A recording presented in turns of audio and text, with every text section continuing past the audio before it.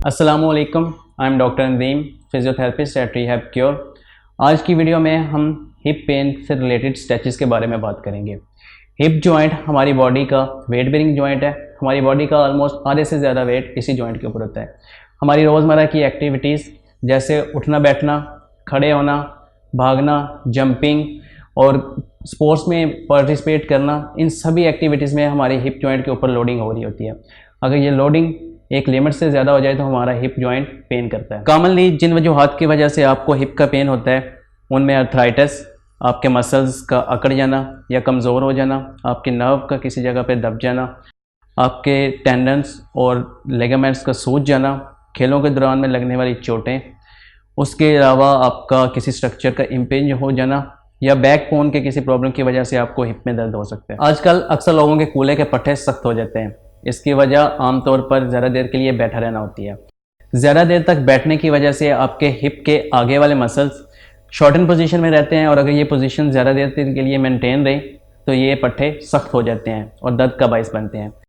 अगर हिप के आगे वाले मसल्स सख्त हो जाएं तो आपके ग्लूटियस या आपके जो हिप के पीछे वाले मसल्स हैं उनको सही तरह से एक्टिव नहीं होने देते और वो मसल्स लेंथन पोजीशन में रहने की वजह से वीक हो जाते हैं। कूल्हे के वो मसल्स जो शॉर्टन पोजीशन में रहने की वजह से सख्त हो जाते हैं, स्ट्रेचिंग से उनकी फ्लेक्सिबिलिटी को बढ़ाया जाता है और जो मसल्स वीक हो गए हैं रोज़ाना एक्सरसाइज से उनकी स्ट्रेंथ को बढ़ा के हिप पेन को अवॉइड किया जा सकता है। हिप और बैक आपस में डायरेक्ट जुड़े होते हैं।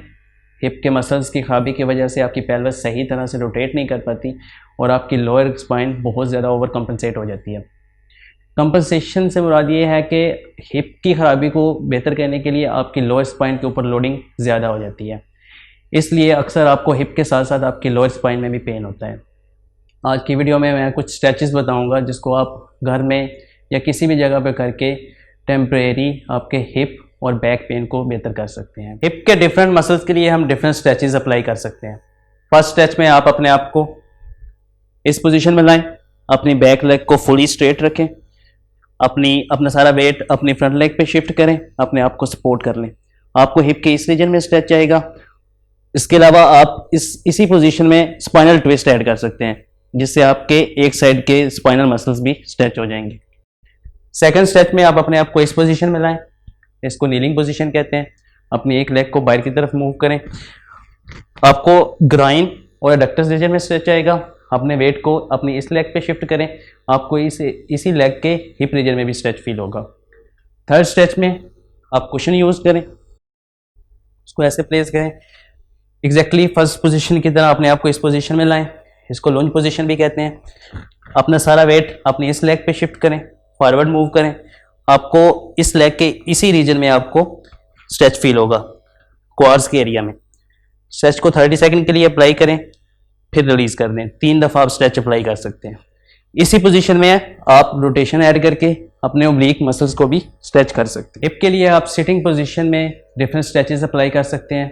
जैसे कि फर्स्ट स्ट्रेच में आप अपने आप को इस पोजीशन में लेके आएँ और अपनी इस वाली लेग को बाहर की तरफ मूव करें।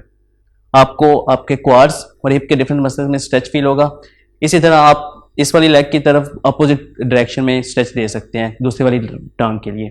इसको 90-90 स्ट्रेच कहते हैं। 30 सेकंड के लिए स्ट्रेच को होल्ड करना है, फिर आपने रिलैक्स छोड़ देना है। 3 दफ़ा स्ट्रेच को अप्लाई कर लेना है। एडक्टर्स के लिए जो स्ट्रेच आप अप्लाई कर सकते हैं उसमें आप अपने आप को इस पोजीशन में लेके आएँ। एडक्टर आप इन मसल्स को कहते हैं। अपने हैंड से अपनी लेग्स को नीचे की तरफ प्रेस करना है, होल्ड करना है 30 सेकंड। ये आपको इस एरिया में स्ट्रेच फील होगा। इस स्ट्रेच को भी 30 सेकंड के लिए अप्लाई करना है।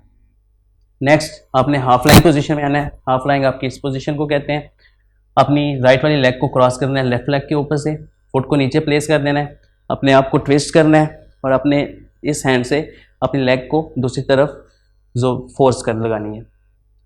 ऐसे आप 30 सेकंड के लिए प्रेस करेंगे, आपको हिप के बटक के रीजन में स्ट्रेच फील होगा। पेरिफेरमस के लिए स्ट्रेच करते हैं, इसको भी 30 सेकंड के लिए होल्ड करना है। 2 से 3 दफ़ा स्ट्रेच को अप्लाई करना है, फिर रिलैक्स करना है। हिप पेन से जो पेशेंट इफेक्टेड होते हैं उनको अक्सर बैठने या खड़े रहने में काफ़ी ज़्यादा प्रॉब्लम होती है, इसलिए इन पोजीशन में उनको स्ट्रेच करना काफ़ी मुश्किल हो सकता है। इसलिए बेस्ट ये है कि वो लाइंग पोजीशन में अपने मसल्स को स्ट्रेच कर लें। इसके लिए आप इस तरह सीधा लेटें। फर्स्ट स्ट्रेच में आप अपनी लेग को अपनी चेस्ट की तरफ लेके आएँ। स्ट्रेच आपको आपके बटक एरिया में फील होगा। इसी स्ट्रेच को आप 30 सेकंड के लिए अप्लाई करें। इसके साथ आप एक हैमस्ट्रिंग स्ट्रेच भी ऐड कर सकते हैं अपनी लेग को बिल्कुल स्ट्रेट करके।